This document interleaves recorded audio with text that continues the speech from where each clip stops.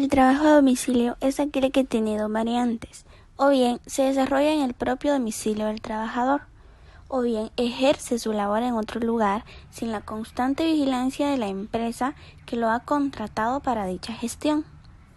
La empresa que ha contratado a un trabajador para llevar a cabo estos servicios ofrece un alto grado de autonomía a este tipo de trabajadores, ya que no están realizando su labor dentro de los establecimientos físicos de la empresa, sino que lo llevan a cabo de manera externa a estos.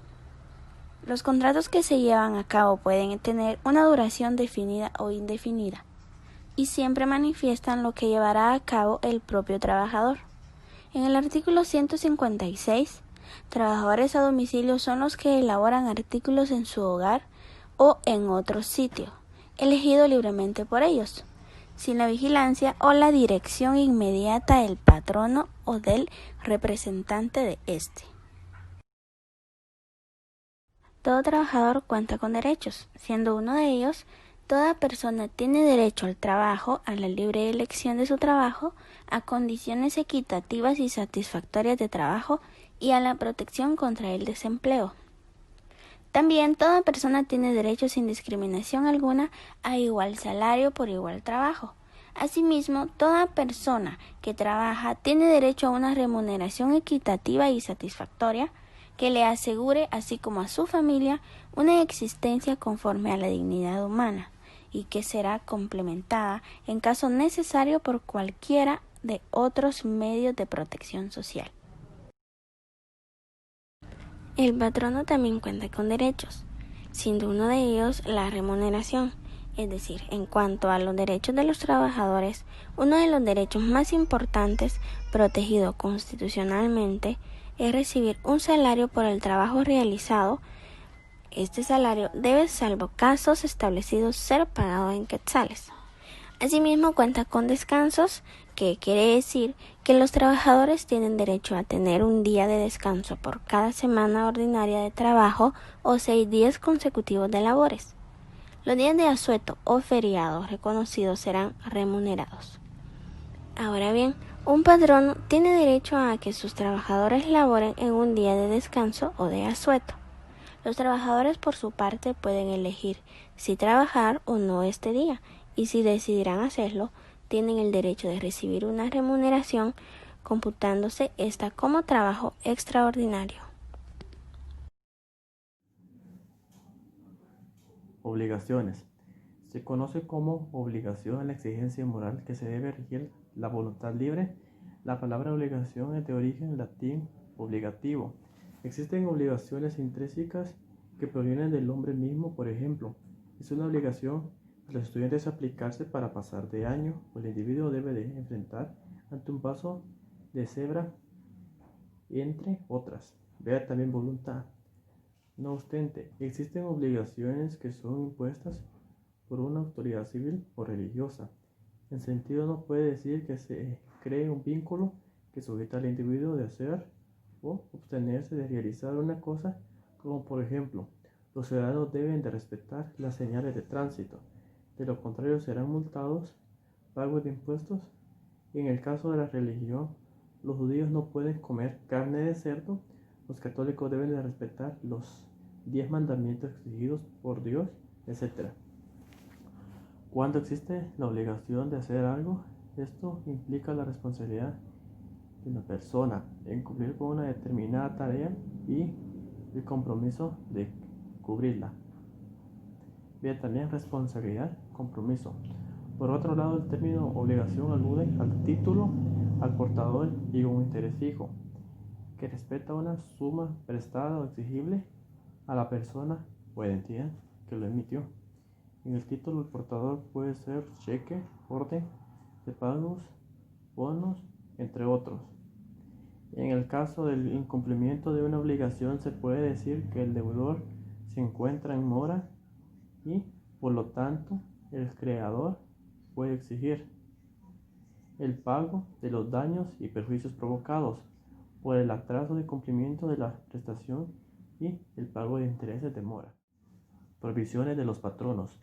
Con base al capítulo 5, artículo 61 del Código de Trabajo, de Guatemala, además de los contenidos en otros artículos del Código y en los reglamentos y en las leyes de presión social, se hace mención de las principales obligaciones de los patronos.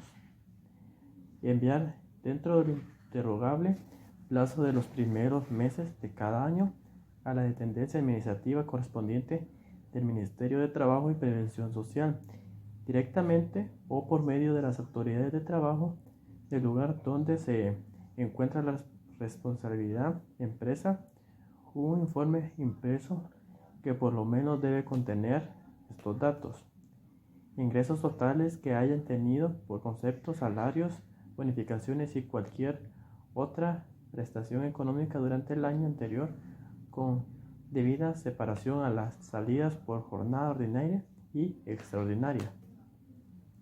Nombres y apellidos de los trabajadores con expresión de la edad aproximada, nacionalidad, sexo, ocupación, número de días que vayan trabajando cada uno y el salario que individualmente les haya correspondido durante dicho año. Las autoridades administrativas del Ministerio de Trabajo proporcionan toda clase de facilidades para cumplir la obligación, auxilia a los pequeños patronos o a las que certezan instrucciones para llenar los formularios correctamente. Preferir igualdad de circunstancias a los guatemaltecos.